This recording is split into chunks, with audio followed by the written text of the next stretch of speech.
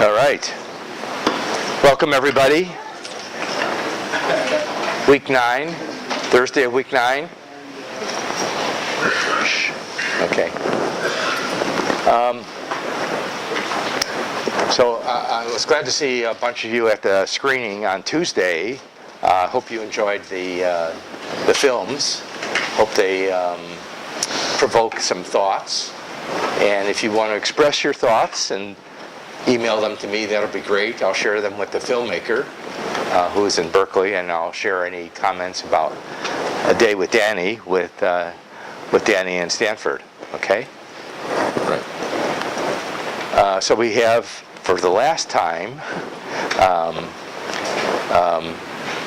this would be the last guest lecture, and next week we have some other important things to do, which I'll get to. So don't forget to sign up to the attendance form and the session evaluation form, the half-sheet paper. That's great. This time we have another sign-up sheet, and this is a good one. Next Thursday, as a part of the project demonstrations, the burritos are on me in the class. So if you plan to be here, whether you're a student or a community member, sign up here for a burrito and a drink. And you can do that during the break, okay? So it's going to be a lot of fun next Thursday. Week 9, so as far as projects, you guys should be in the final stages of fabrication and testing them out with your users. But pretty soon, because Tuesday you're going to be doing your final presentations in here, so you should be focusing on that. Make sure you have a great slideshow and you practice your presentation. The presentation and report together are worth 40% of your grade, so this is where to apply your efforts to do a great job, okay? And so just like the midterms, we're going to have the 7-minute presentations with no live demos and no questions. But on Thursday next week, the project presentations will be like a trade show type event where the students will grab a table and set up their project there and show it off to everybody, including other students. So that ought to be a fun time, okay? So presentations, you want to cover everything you did this quarter, but you don't want to cover it in so much detail that you run out of time, okay? Tell a complete story, but focus a little bit more on what you've done since the midterms. And you want to emphasize how your project addressed the problem that was given to you. Let's see, show your prototype in the slides. You don't have to bring your prototype here. Just take a picture of it, put it on your slides, because it's a lot easier to see it on the monitor than if it's like small and hard to see, okay? So just like last time, I want you to email me the URL to your Google Drive, and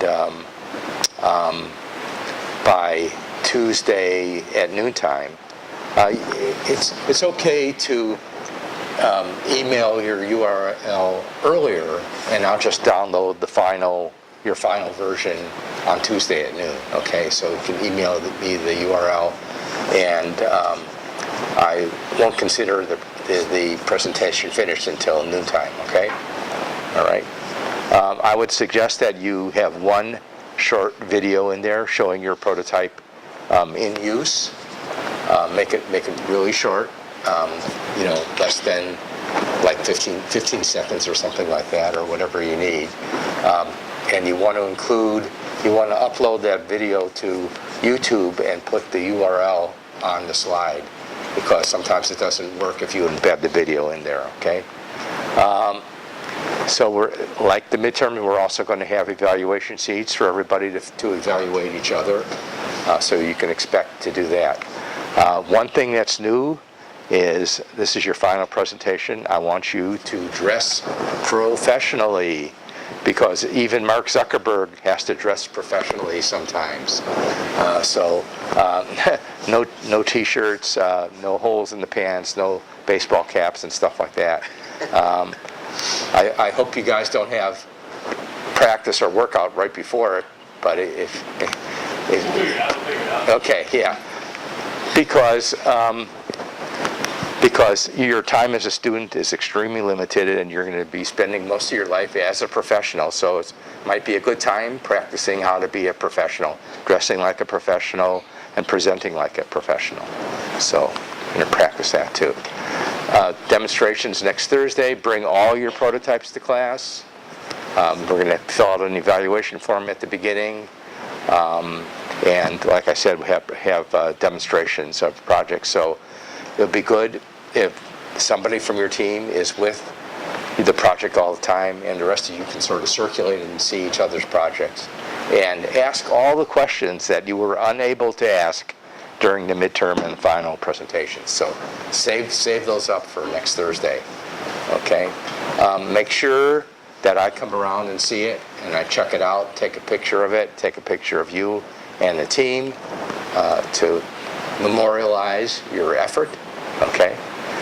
We're going to have burritos and drinks. There'll be community members attending as well. And I would like you to invite anybody that helped you out on your project. Your project partner, other people, your roommates, dorm mates, your significant other, whatever. And if you have taken video before, you can bring your laptop and show the video as a part of your demonstration. Okay, any questions about that? Okay.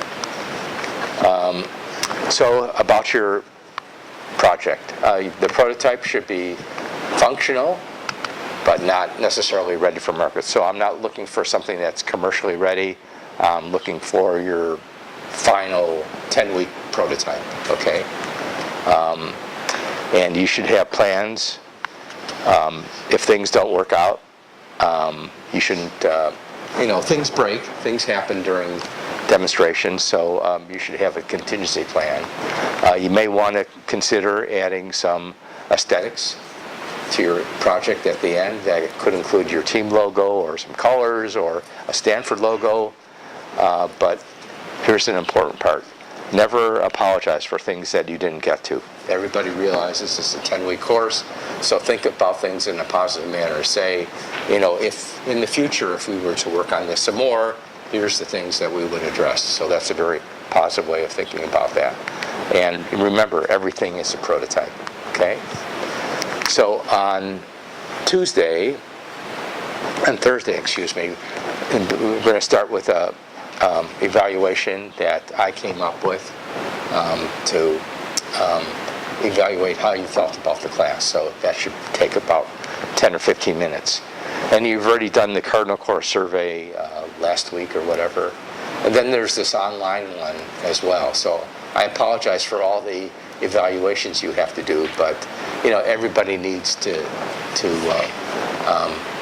get some feedback on the class. Like the Haas Center does it to make sure their program is functional and worthwhile, and they have to report to funders for that. VPTL wants to know about the class as well. They do their own evaluation. So we just have to do it, okay? Your final report is due in week 11, and that should include what you've done from the entire quarter, the midterm, include everything, because we want it to be a complete document, documenting your entire effort. Okay, I want you to take a look at the markups I did for the midterm and include them in your final report. So what I'm going to do for the final report and reflection is I'm going to have you tell me when I should expect your report and reflection. I know that different students have finals all during that week and stuff, so I'm gonna leave it open rather than burden you with something else that's due on a specific day. So if you can get them to me by Friday at the latest, that would be good. Okay. So the individual reflection is maybe something you haven't done before, but it's basically a document that describes how you felt about your entire experience with the course, with your project, with your teammate, and with your user. And again, it's due the week of March 18th. And I'll send out more information about what should be included on Friday. Okay? So this will be the order of the presentations on Tuesday. They're flipped from what it was for the midterm. 7 minutes again. Okay, so my last pre-lecture discussion topic is going to be famous people with disabilities, the TV show version. And we're going to look at Big Bang Theory because it's their last season.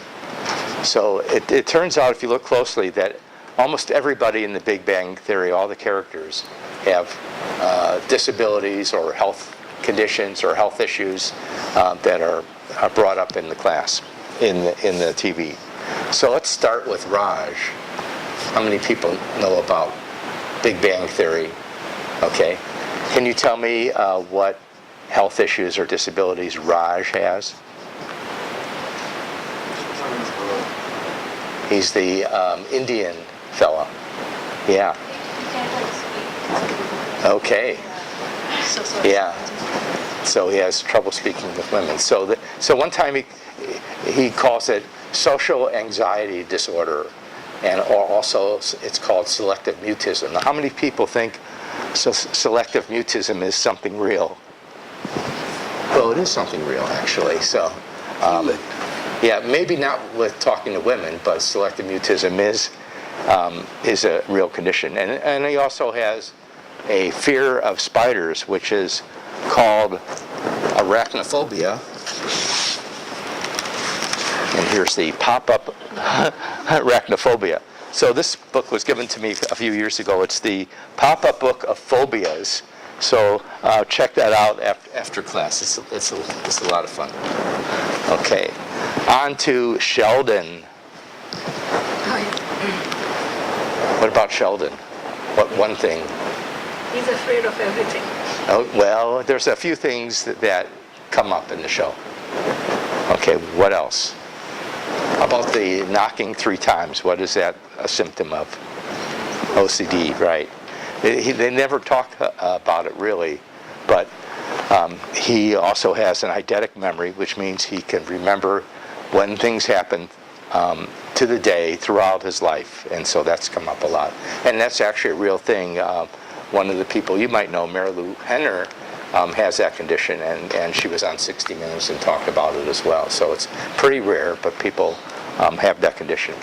Sheldon's also afraid of dogs, which is cynophobia, and birds, ornithophobia. He has mild OCD. He describes himself as a bit of a germaphobe, which is mysophobia.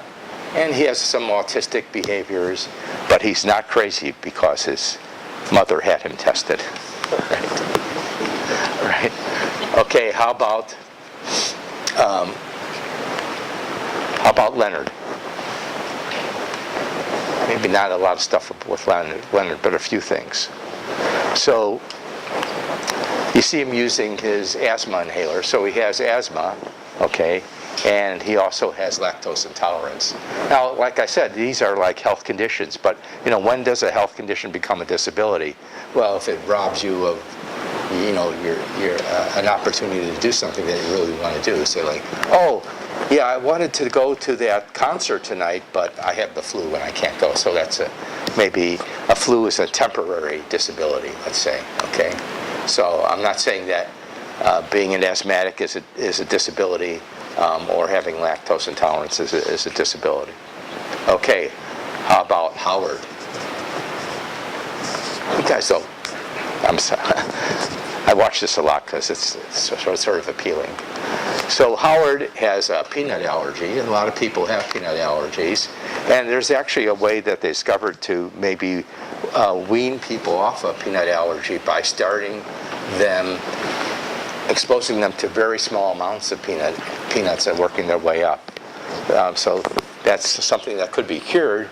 And he had this fear of going into space. He actually went into space. He was an astronaut. But fear of space is astrophobia. Okay. So Okay, we got one more character picture here, Penny. This is sort of tricky. Who knows what Penny's disability is? It's very simply that she has no last name. And, you know, in this world, you can't get around too well if you don't have a last name, unless you're Cher or Bono or somebody like that. So if you don't have a last name, it's sort of hard.